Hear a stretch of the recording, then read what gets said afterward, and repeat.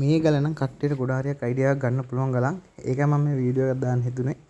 මොකද දැන් මේක මගුල් ගලට යන ගලක්. හැබැයි පාට නම් ගොඩ හරියක් අඩුයි. මොකද මේ ගල පිච්චුව කියලා පාටක් එන්නෙත් නැහැ.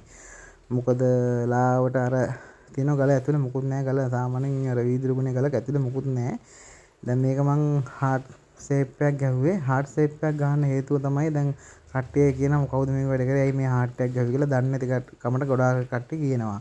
මේක හાર્ට් එකක් ගැහුවේ මොකද දන්නවද? ඕකේ හાર્ට් එකක් ගැහුවේ නැතුව නම් වෙන්නේ මොකද? ඕක දැන් නිල් ටික තියෙනවනේ.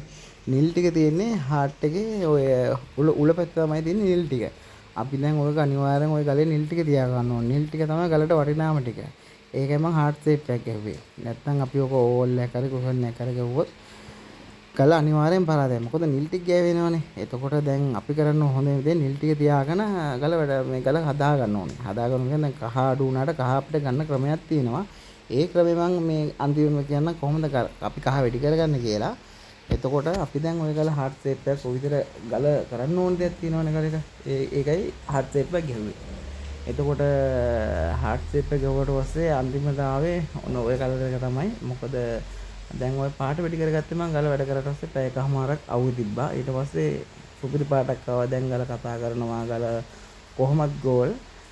දැන් සාමාන්‍යයෙන් අපි හાર્ට් ෂේප් විකුණුන්නේ නැති වුණාට හිතන්නකෝ අපි දැන් තනි පාට කලර් එකක් කියන්නකෝ. ඒ වගේ ගලකට කුෂන් එකක් ගෝල් එකක් රෝමක් ගහුවොත් ඇත්තටම වටිනවා.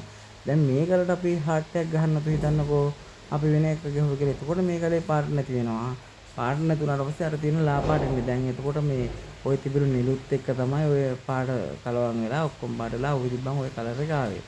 ඒකින්ද මම හાર્ට් එකක් වැඩ කරේ. දැන් ඉතින් ඔක 2.20ක් ආව අන්තිමටම. දැන් ගල කොහොමද ගෝල් පළුන් දෝෂ මොකුම්ම නැහැ. ගල කතා කරනවා. ගල ඉතින් දිනු